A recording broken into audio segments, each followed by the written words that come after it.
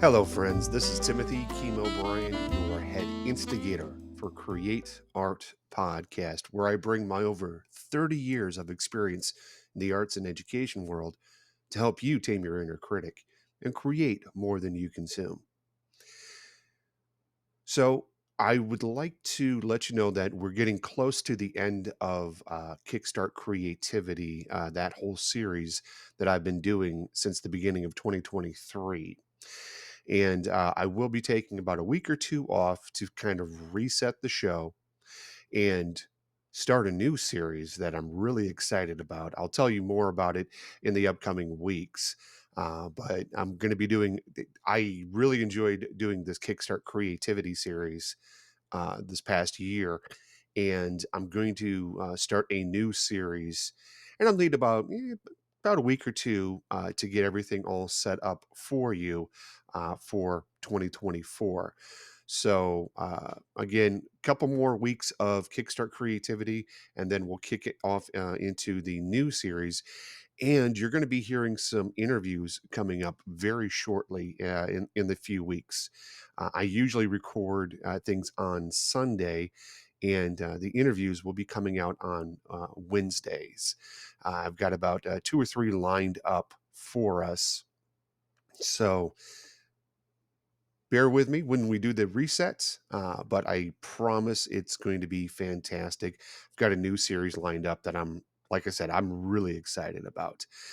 But today we're continuing on with Kickstart Creativity. And how did I get started with this? Well, it happened in the holiday season of 2022 when my wife gave me this deck of cards. It's about 50 cards, and it's done by Bonnie Smith Whitehouse. The links are in the show notes. I highly recommend you get these cards for yourself if you're any sort of creative. And what they are is they're broken into three categories: action, perspective, and and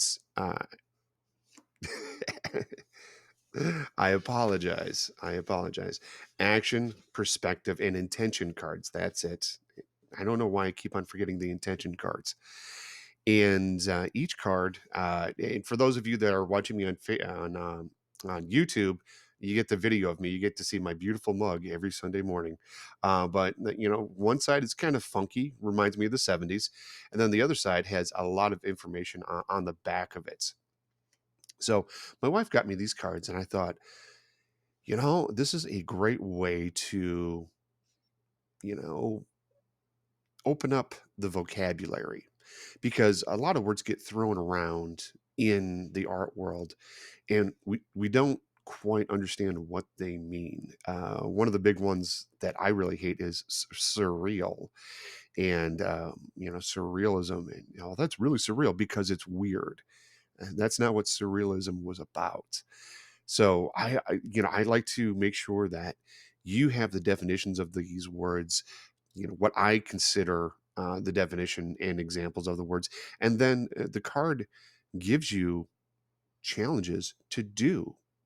And it's kind of like, going through a class. So I feel that I've gone through, a 50-week class on really upping my creativity.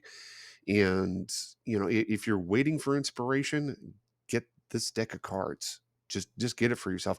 It's for you, or if you have a group of people that you work with, if you have collaborators, there's opportunity there for you to mix and match the cards. I thought, let's do one card a week and let's see where it goes. And this is by far the longest series I've done.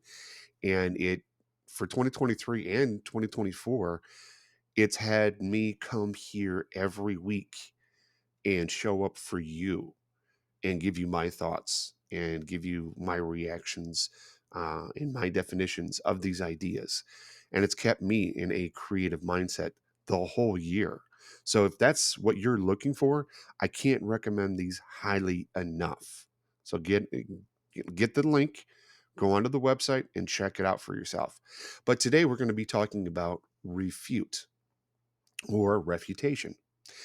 And on the back of the card, with the little funkiness right there, you get like a one sentence thing. And I call that the kernel of knowledge. And the kernel of knowledge for refute is when you refute something, you risk changing your perspective and yourself. Hmm, let's think about that. You risk changing your perspective and yourself.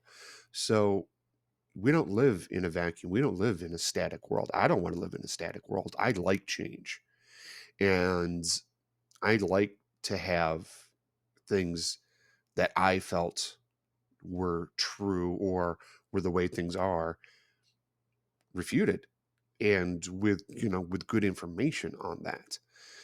So refutation or being refuted is not necessarily a bad thing. It can, if you leave yourself open to the possibility of change, that's a great thing, because when we change, we evolve and we get better. We all start off at zero. We all start off as a beginner, and then we learn and we grow. And the things that we learned way in the beginning, we go, oh, that doesn't work for me anymore. One of the things that changed for me was the whole idea of, well, I got to be drunk or stoned to write a really good poem. I don't. I've written some of my best poetry while I haven't been intoxicated at all. So that was something that was refuted and changed. It changed me for the better. Another thing that was refuted for me is I always thought, well, I got to wait for this, inspiration fairy to, to get me. And the best way to do that is to get drunk. Well, I hate to tell you, there is no inspiration fairy that's going to kickstart your creativity. It's work that you have to do, and it's work that's good for your soul, and it's a challenge, and you can do it. I know you can do it because you're sitting here listening to me talk about it. And that tells me a lot about you. That tells me that you're looking for something. You're looking for, a good, a change of perspective, change of idea, and that what you may have been told in grade school and high school doesn't really apply, isn't really true. So definitely, don't be afraid of being refuted. Let that be an opportunity for you to learn and grow and change your perspective and change the path of your journey.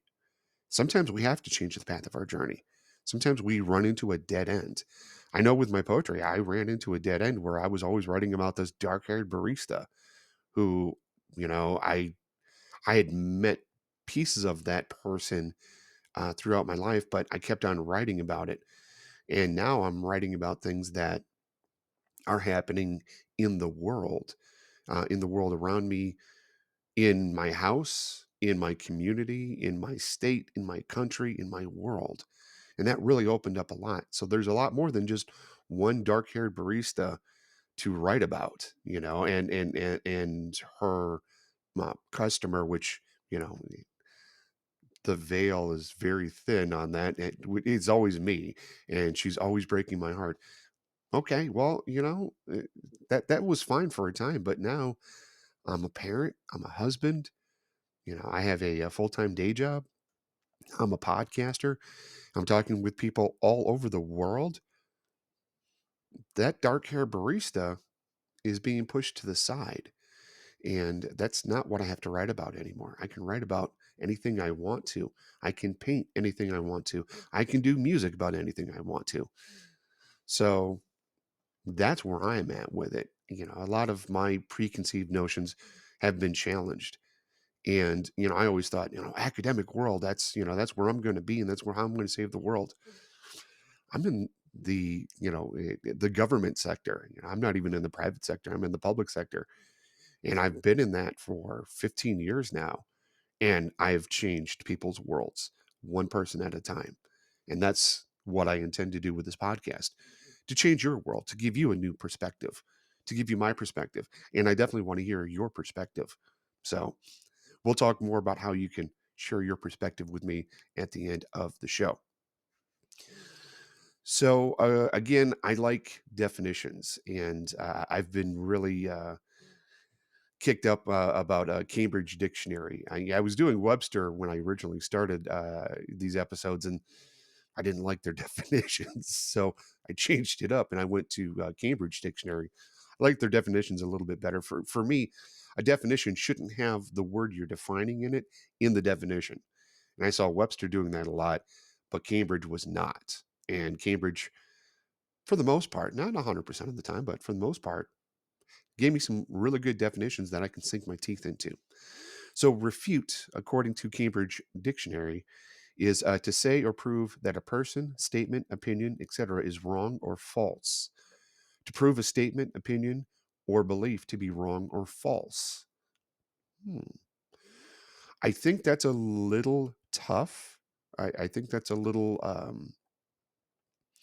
not what I'm going for. I don't want to say that the my preconceived notions were all false, but they were leading down a path, leading down a road that may not have been the best for the overall journey that I'm going on, at least for me, anyways. So it's for me, false is just it's too black and white. I live in worlds of gray. I think we all do live in worlds of gray, and maybe at some point that'll be refuted, and I'll say, oh, you know what, I was wrong on that. But I think if we can have that attitude of, oh, you know what, I was wrong about that. Okay, I learned something new. Great. Thank you very much for sharing that with me. Boom. Yes, it does have that dichotomy, it does have that black and whiteness. Oh, I was wrong. But I think the second part of that, thank you for teaching me this. Thank you for showing me, this perspective and being open to it and, melding that into the quilts, the patchwork that is me and that is my spirit. So saying that it's false or saying that it's wrong is a little too pointed for me, but um, providing a different perspective, providing a different outlook, a different viewpoint, I think is a better way to go about doing that. So let's go on to the challenges of refutation. And the first challenge that the card, oh, I'm sorry, no, we're not going to do that. Wow, I'm making a couple of mistakes here because I'm always perfect. And I just refuted that. So on the back of the card is you do have challenges, and we will go through the challenges, but then you have about, maybe a paragraph of an idea that expands further the idea that's on the card. And for this one, when you resolve to understand another perspective, you embrace contraries, thus opening yourself and your creative endeavors to true progression and change. I like that. The heart of thoughtful refutation is understanding, not discord or cantankerous. To refute something requires the courage to dive deeply into another perspective in the sincere hope of understanding it. That I love. That I can get behind. It's hearing the refutation, taking from that new perspective, that new idea, and trying to really understand it, and then employing that into your life, into your journey, into whatever it is that you're doing. It doesn't matter the discipline. Just taking that new knowledge and going, oh, I can use this. Now, there's going to be some, new ideas, new perspectives that you're like, no, I can't incorporate that into my life, and that's okay too. But being open to try to understand what that new perspective is the first step. When you get information that's new that refutes what you've believed, be open to it. Try to understand it. Ask more questions about it. And then if you can take that new perspective and incorporate it into yourself, great. That's going to lead to growth. That's going to lead to progression. That's going to lead to more creativity for you. So try to, when you hear something that's on the other side of the fence, try to understand where it's coming from and go, try to understand that viewpoint. And then if you do understand it and you look at your process, your journey and go, I can't use it, then you can't use it. It's okay. It's not a problem. But if you can, why not? You know, the tools for your creativity are out there in the world. Use them. Some of them are even free. So use them if you can. All right, now we're going to go on with the challenges. First challenge is to thoughtfully refute a statement, assumption, or an idea. So again, my idea, my assumption was I had to be drunk. I had to wait for the inspiration fairy. I don't have to. I don't have to. And it's instead of waiting for something to happen, I make something happen. And if it's imperfect, it's imperfect. It's okay. But I have a lot more hits than misses because if I wait for something to happen, what if it misses?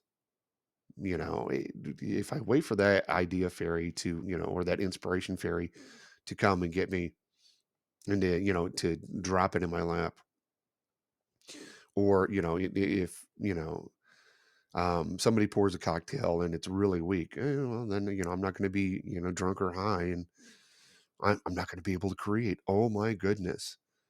I can create at any time. And I try to set up my environment so that way I can create at any time. I have my tools ready and available in my man cave here, in my studio here. So that way, if I want to, I can create.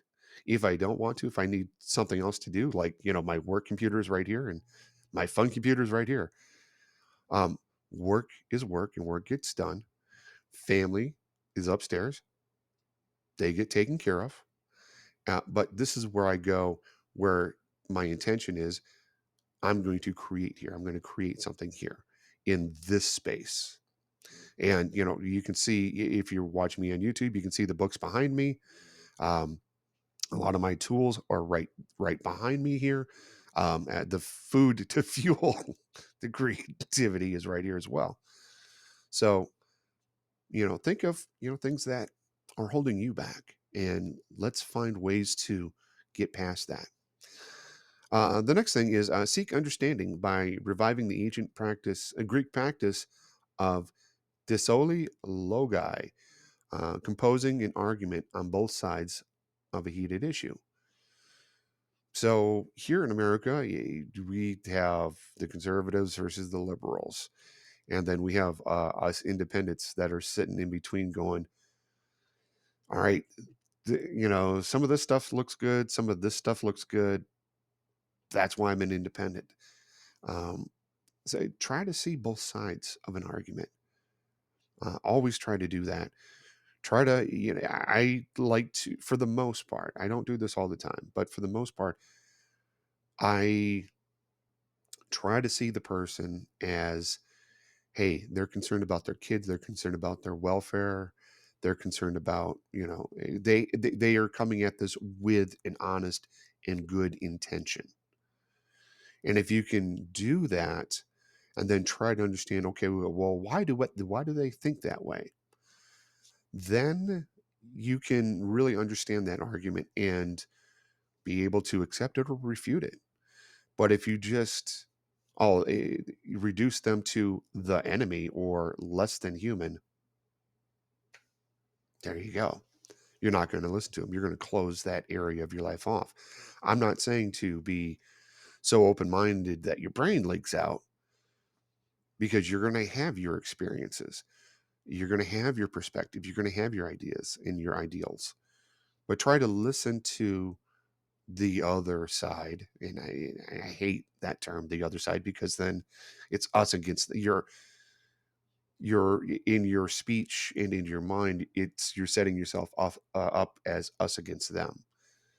And that's something that I found a lot in the art world. It's, us artists, we're creating this stuff and, these people out there, they don't understand. They don't understand the pain and all. They don't. You didn't explain it to them. And you didn't understand why they don't understand. And you may be using language that they don't get. That, so It's always good to define what you're talking about to make it understandable if that's what you're seeking to do, if you're seeking to gain an audience that way.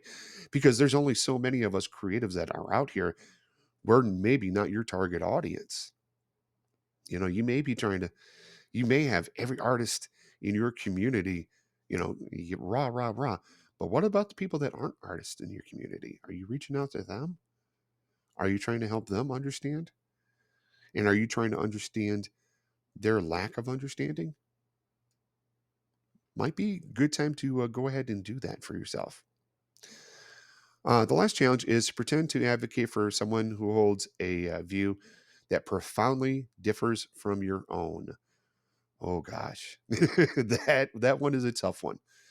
That does challenge us because then we need to understand that person's argument. We need to understand, why they're approaching it that way. But I think if we go into it with the intention, with the assumption that they believe that what they believe is for the benefit of everyone and try to understand how they think it's for the benefit of everyone. We can still disagree, but that's the whole thing of, walking a mile in their shoes, walking a mile in their moccasins, try to understand where they're coming from and, try to understand where your audience is coming from. The people that are coming into your gallery, the people that are coming into your theater, the people that are listening to your music, why are they coming to do that? And these are the people that kind of agree with you on a little bit of, a little bit of it. It's there's a thing that happens at concerts or at live theater or even at poetry readings where the person on stage will look into the eyes of the audience. Now, the trick that I do is I look at their foreheads, because locking eyes with somebody is a very intense kind of thing.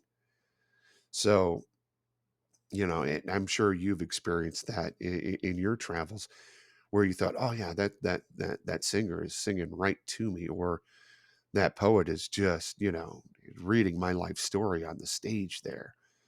No, they're not, but they have walked a mile in your moccasins.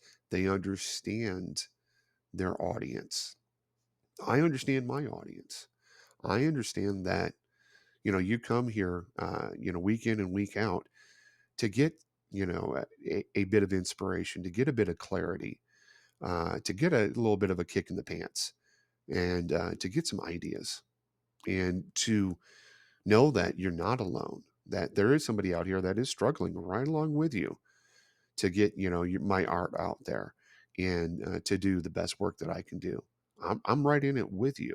I'm getting my hands dirty with you. You know, yeah, I've got 30 years of experience in arts and education, and I'm 51 years old, so I should have some experience if I'm going to talk to you about it.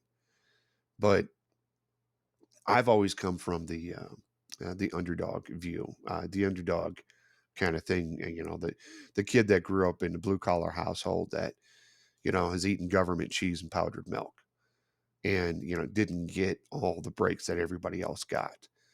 So I'm right in there with you, and being surrounded by people that aren't into art because they've been told what art is, and it's not really that. So I get it. I get where you're at, and I get why you come here. And that's why I'm here with you week in and week out with all the episodes that I've done. I'm here with you, fighting the same battle with you. Keeping that inner critic tamed, imposter syndrome, lack of ideas, lack of inspiration. So that's why I bring you these tools to help you do that. Okay, so a couple of points that I want you to think about when we're talking about refutation. First point is critiquing your own work, taming, not eliminating, but taming that inner critic is vital. We are our harshest critics because we know all the little buttons that push us, that make us, when I was growing up, we would do insults and cut downs to our siblings, And we knew what really got underneath their skin. Like with kids, they do it to their parents. They know. My kids know how to get underneath my skin, and I know how to get underneath my skin. I am my worst critic. But when we tame that inner critic, there is some value in it. And if we're honest with ourselves and go, you know what, I can see where I phoned this part of it in. Let me do better and not phone it in. Be able to critique your work. And the caveat with that is, as long as it doesn't stop your work, as long as it doesn't cause fear of you failing, then critique your own work. Next point is invite constructive feedback. Have somebody you can talk to and go, hey, what does this look like to you? And then sit back and listen to what they have to say. Honestly, listen to what they have to say. And then when they're done, thank them. Don't interrupt them. Don't try to justify things. Just sit back, listen, take notes, and then thank them. I'm stealing that from a good friend of mine, Dave Jackson, who does podcasting. But I like that idea of invite it, shut up, take notes, thank them, and then run with it. Because yes, we create art for ourselves, and I always end this with create art for somebody you love yourself. But then we also create it for an audience. I know that I have people listening to this from all over the country, all over the world that listen to this podcast. You're listening to this podcast. I don't know exactly where you're at geographically, but you're someplace on this planet. And I know you're listening to it. And I think that's wonderful. So, yeah, invite that feedback from others because we do create our stuff, we do create our works to eventually be seen in the public space. Learn from your mistakes. So when we get that feedback, when we're critiquing ourselves, note that and learn from it and don't make the same mistakes again. Or if you're going to make the same mistakes again, make it a pattern, make it, make that intentional. But let's learn from our mistakes. And then that'll help you experiment with different styles because then you'll be getting that feedback from other people. Maybe that feedback is from somebody that is at a higher level on the rung than you are, or maybe at a lower level of the rung that you are. And maybe the person that's, down here, at the lower level, maybe they've mastered the basics, but they haven't gone up to the intermediate level. And you're at that intermediate level going, man, yeah, that's right. I forgot the basics of this thing.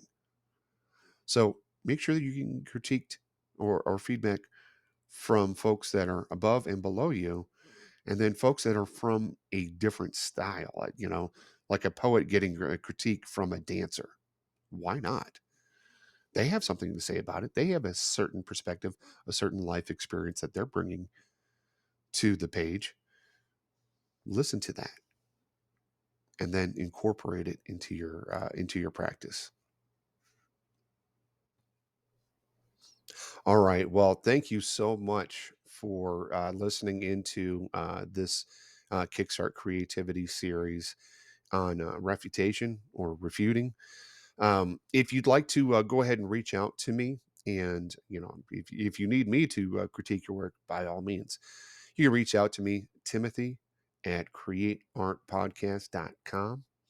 I'd love to know exactly what's going on in your neck of the woods, and I'd like to feature that here on the show. Like I said earlier, we're going to have interviews of people coming up in the next couple of weeks. So I'm excited to get that out to you because it allows me to talk with people that aren't necessarily in my field, necessarily in my discipline, and get their perspectives. So I think that's a wonderful thing.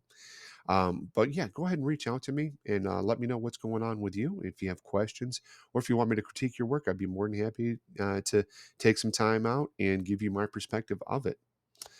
I also, if you got some value out of this, I'd like you to go ahead and share this with a friend. That's the best way to get podcast recommendations is somebody's heard it and they're like, wow, that was really cool. Here, let me share it with you. Feel free. I'm not going to bite your arm off. I promise that. I do want this to be a 5-star podcast for you. So if there's things of the show that you don't like or things of the show that you want to see more of, reach out and email me and let me know. I do thank you for the time that you put into that. You can, write me and review me on whatever app you're on. That's fine. No problem with that. But I would ask, if you could send me an email, let me know. I do want this show to be one that you share with your friends and that you get something out of. That's vital to me to make sure that it's reaching the people it needs to reach. And if that's not you, if this isn't for you, maybe it's for somebody else that you know. Share it with them. Give it to them as a gift. It's the cheapest gift you can give them. So, birthdays, holidays, whatever, boom, there you go. Valentine's Day in February is coming up. I'm recording this in January. So the next big holiday coming up is Valentine's Day. So give it to somebody you love. A couple other things is that I do run a newsletter. It's called the Create Art Podcast newsletter. Hey, very creative, huh, Tim? I pop that out about once a month. It gives you some ideas of different projects that you can do for that month. It'll let you know what I'm doing. Um, just found out that, as a matter of fact, and you'll hear about this more in the newsletter, that one of my podcasting predictions got picked up and is being put into a book. So if you're a subscriber to the newsletter, you'll find out about that in a few days here in January. So check out the newsletter for yourself. You can find it on Substack. It's Timothy Brien, Brien substack.com, and it's called Create Art Podcast Newsletter. Now, I also do run a couple of other podcasts. The first one is called Find a Podcast About, and you can find that at findapodcastabout.xyz. And that's where I tell you about podcasts that are very binge worthy. And I help you outsmart the algorithm and find your next binge worthy podcast. So definitely check that out. Sometimes I even get interviews with the podcast hosts. So check that out for yourself. Then the other podcast that I really, it's a lot of fun for me to do. It's called Cannabis Stories. You can find that at cannabisstories.podbean.com. And that's where I share positive experiences, positive stories about people that have used cannabis and I've had a good time. So it's kind of a feel good podcast. And it's kind of a funny podcast, maybe a comedy. You could think about it that way. But yeah, that's the other podcast that I do, and it's all part of TKB Studios, which is Timothy Chemo Bryan Studios, and that's where I help people learn about podcasting and entertain everybody and have a good time. All right. Well, I'm going to let you get back to the rest of your day. I need to get back to the rest of mine. I've got kids to play with and things to do around the house and art to make. So I want you to go out there and tame that inner critic, create more than you consume, and go out there and create some art for somebody you love, yourself. Talk to you next time.